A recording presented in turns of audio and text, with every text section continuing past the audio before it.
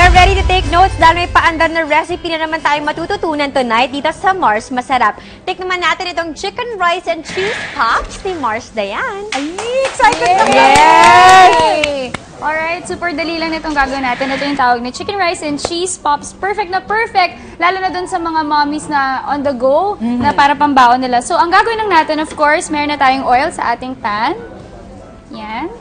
And then, we're gonna put butter. Wow! Basta may Siguro half lang. Kailangan natin ng butter. Kailangan natin ng oil na nakamix sa butter para hindi masunog yung butter. So yan, mix lang natin. Very good ka, Mars, Yes. ha? Ready ka na mag-asawa. Diba? Idagdag mo na In to sa 4 years. Tapos, super dali lang nito kasi we're just gonna put all the ingredients into the pan. So, unahin na natin yung onions. Parang gisa-gisa lang siya. Yes. Uy, Mars. So, Pahinga ka sa saute-saute luto lang. ngayon sa Mars, ha? Oo nga eh. Alam mo, naalala ko pa yung grilled vegetables mo na may splash of lemon. Ang sarap. Sarap. Hindi ko na nga maluto eh. Wala na akong maluto ngayon. Bakit? Walang time eh. Minsan gusto ko na lang matulog. Same. Ang hirap buntis. Oo naman. Tas may anak ka pa. buntis. Correct. Tapos, lagay na natin yung cream of mushroom.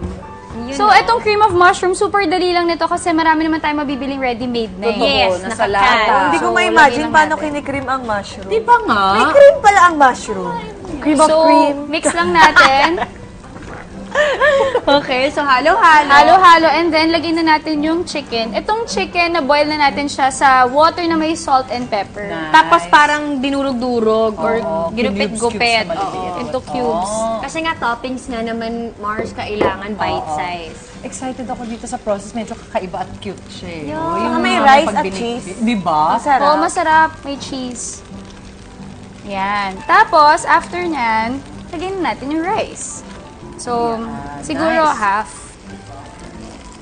So, ito naman, lagyan natin yung cheese. Cheese. Pero hindi natin lalahatin. Siguro half lang para may ma-reserve tayo Toppings. for the toppings. Nice one.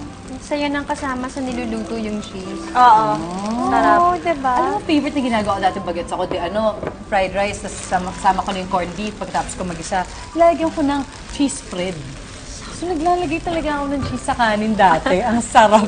Ang alat. Pero as in kumakain kayo ng rice, kasi diba usually ganitong age lahat o na diet. Yung iba mas gusto brown rice, preferred Oo, depende na lang siguro Although sa pwede nyo naman preference. palitan. Pwede. Kesa Brown white rice. Kami sa para bahay, healthy. brown rice. Pati Brown yung rice. anak ko, brown rice na rin. Okay, meron na tayo na grease dito sa cupcake liner natin para hindi siya dumikit.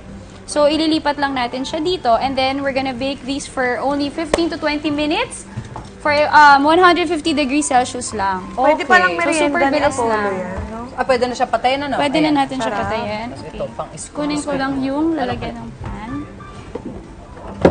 Alin? Which one do you need? That one.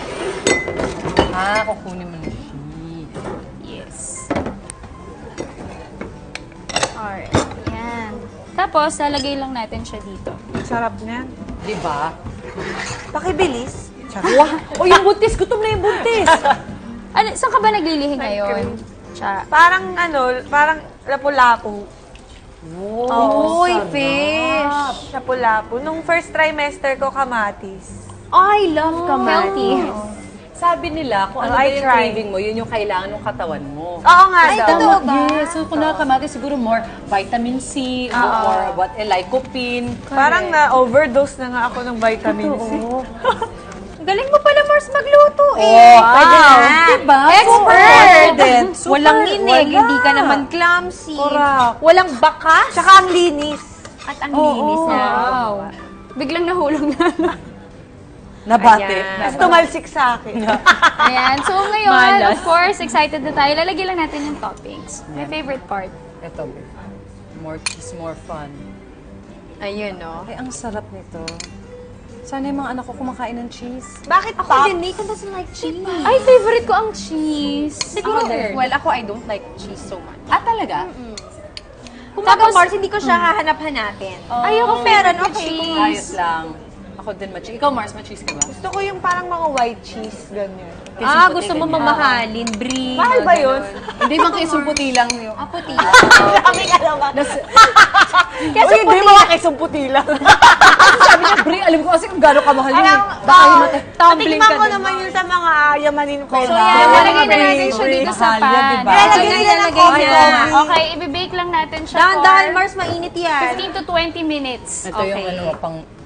Pero dahil meron na tayong ready-made. Yes! Ang bilis! Good. Oh, sabi ko sa'yo luto Gutom agad. na ang buntis eh. Hindi Kukunin pwedeng na paghintayin ng buntis. Kala ko lalagyan siya ng lollipop stick. Yung ganun. Cheese Taran! pop. Oo. Yung kanin naka-stick. Wow! Yay! Looks good!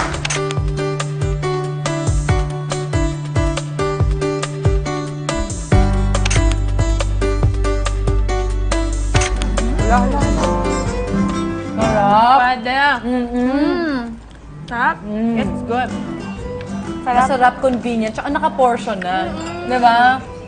So, hindi mo alam mo kung gaano karami na kinakain. I love it. Mars. Parang ito. Thanks, Mars Dayan. Ready ka na.